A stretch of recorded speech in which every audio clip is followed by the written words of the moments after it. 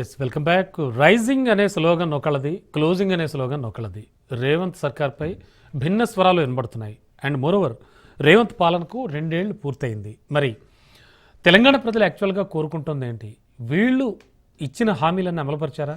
దానికి ప్రతిగా అటు బీఆర్ఎస్ కావచ్చు, ఇటు బీజేపీ కావచ్చు ఏమంటూ ఉన్నారు? అండ్ మరో ముఖ్యమైన విషయం, రైజింగ్ తెలంగాణ అంటూ ఒక గ్లోబల్ సమ్మిట్ ఒక 2 days అంటే తెలంగాణకు పెట్టుబడులను ఆహ్వానించాలి, అలాగే పలువురు ప్రముఖులను ఆహ్వానిస్తూ తెలంగాణ యొక్క గొప్పతనం, అలాగే ముఖ్యంగా హైదరాబాద్ అండ్ పరిశ్రమల అభివృద్ధి, వీటన్నిటికీ సంబంధించి కూడా ఒక గ్లోబల్ సమ్మిట్ నిర్వహిస్తోంది 2 ఏళ్ల పాలన పూర్తయిన సందర్భంలో రేవంత్ సర్కార్. అసలు ఓవరాల్గా ఎలా ఉంది ఈ సిచ్యువేషన్? ఏమంటూ ఉన్నారు? ఎంతవరకు హామీలు అమలయ్యాయి? అండ్ మిగతా హామీల సంగతి ఏమిటి? తెలంగాణ ప్రజలు యాక్చువల్గా కోరుకుంటుంది ఏంటి? ఇవన్నీ కూడా మాట్లాడదాం. మనకి ఈ విశ్లేషణ చేయడానికి మనతో పాటు వెంకటరెడ్డి గారు బీజేపీ నుంచి, గౌరీ సతీష్ గారు కాంగ్రెస్ అధికార ప్రతినిధి, అండ్ దత్తాత్రేయ గారు బీఆర్ఎస్ అధికార ప్రతినిధి, వీరు ముగ్గురు కూడా ఉన్నారు. మనకు స్టూడియోలో గౌరీ సతీష్ గారు సిద్ధంగా ఉన్నారు. ముందుగా వెంకటరెడ్డి గారి దగ్గర నుంచి వెళ్దాం. చెప్పండి. వెంకటరెడ్డి గారు, ఓవరాల్గా ఏమంటున్నారు అంటే బీజేపీ చాలా ప్రశ్నలు సంధిస్తోంది. కిషన్ రెడ్డి గారు మాట్లాడింది వింటే మీకు అర్థమవుతుంది. మేము ప్రశ్నిస్తూనే ఉంటాం అంటున్నారు. ఏమిటంటే 2 ఏళ్ల రేవంత్ రెడ్డి గారి పరిపాలనలో బీజేపీ గమనించింది ఏమిటి? అంటే ఇంకా ఏం కావాలి బీజేపీకి? అంటే తెలంగాణ ప్రజలు ఏం కోరుకుంటున్నారు అనుకుంటోంది బీజేపీ? ఇప్పుడు ఒకటి రమణ గారు, లైవ్లో ఉన్న మిత్రులందరూ కూడా నమస్తే. ఏ ప్రభుత్వమైనా 5 సంవత్సరాల కోసం ఎన్నిక కావడం జరుగుతున్నటువంటిది.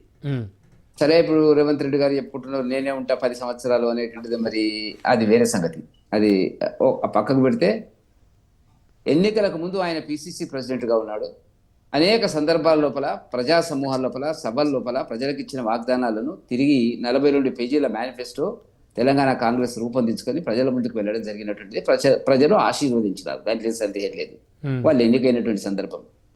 ఇప్పుడు ఏది ఒక 2 సంవత్సరాల తర్వాత ఒక ఆత్మ పరిశీలన, ఒక సెల్ఫ్ అసెస్మెంట్ అంటాం దీన్ని. మనం ఏం చేసినాము, ఏం చేయలేదు, ప్రజలు ఏమనుకుంటున్నారు అనేది ఏ ప్రభుత్వమైనా కూడా ఒక నిర్ణయానికి వచ్చి ఆలోచించుకోవడం మంచిది. అది సెల్ఫ్ అసెస్మెంట్ అనేటువంటిది, తమకు తాముగా జరిగింది ఏంటి అనేటువంటిది. ఇప్పుడు ఒకటి రమణ గారి, ఈ సెల్ఫ్ అసెస్మెంట్ జరిగేటప్పుడు ప్రజలకు ఇచ్చిన వాగ్దానాలు ఏంది, జరిగినవేంది, జరగనివేంది, జరగబోయేదేంది, జరగలేవు అనేటువంటి కేటగరైజేషన్ తప్పకుండా జరగాల్సినటువంటి అవసరం ఉంటుంది.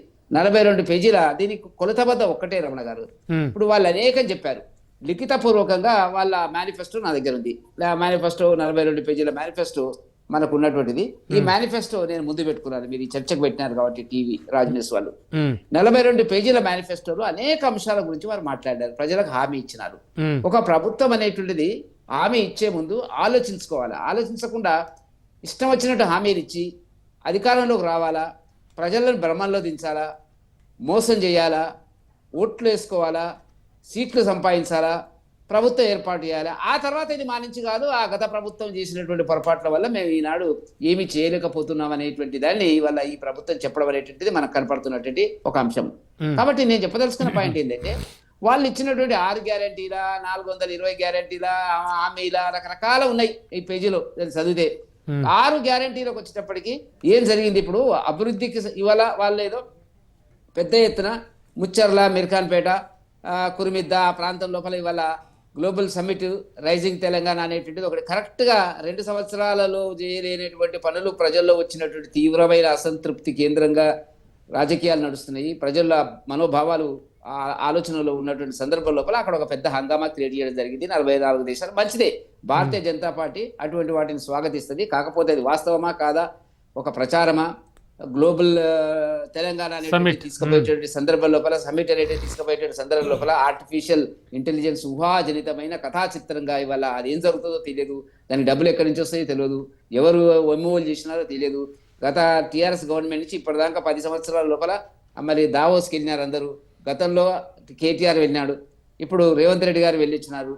ఈ 10 సంవత్సరాల్లో వచ్చిన ఎంఓయూలు ఏంది, ఫారిన్ డైరెక్ట్ ఇన్వెస్ట్మెంట్ ఎంత అనేది ఒక పత్రికా ప్రకటన చెప్తే సంతోషిస్తాం. అలాంటి వాళ్ళం ఇంత వచ్చింది, ఇంత రాలేదు, ఆ గవర్నమెంట్ లో ఇంత ప్రామిసెస్ ఉన్నాయి, వాళ్ళ దగ్గర రికార్డ్స్ ఉంటాయి కదా రమణ గారు, అగ్రిమెంట్ అయింది ఎంఓయూలు.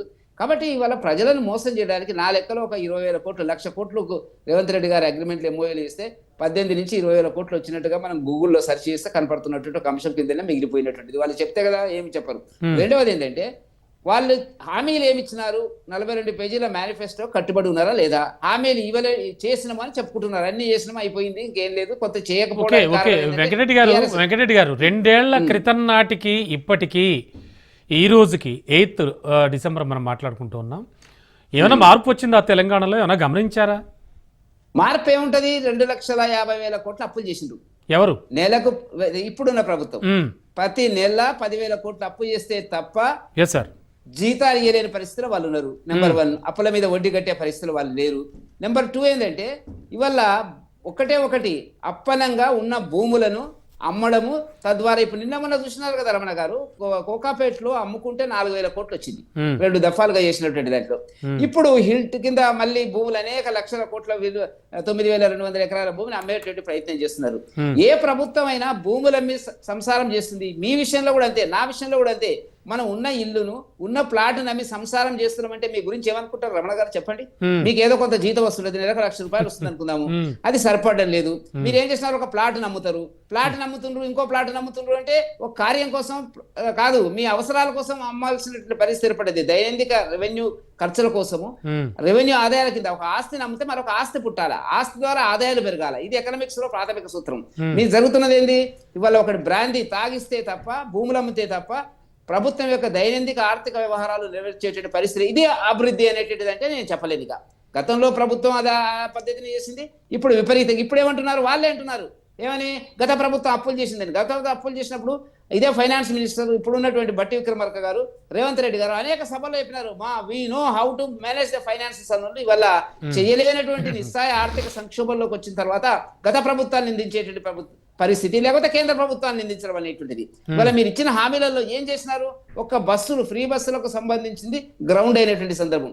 మిగతా ఏది కూడా ఫుల్ ఫ్లెడ్జ్డ్ గా జరగలేదు. నేను నాకు టైం ఇవ్వాలా? ఓకే కాదు ఒక్క సెకండ్ అండి, మనకు చాలా టైం ఉంది, మనం చాలా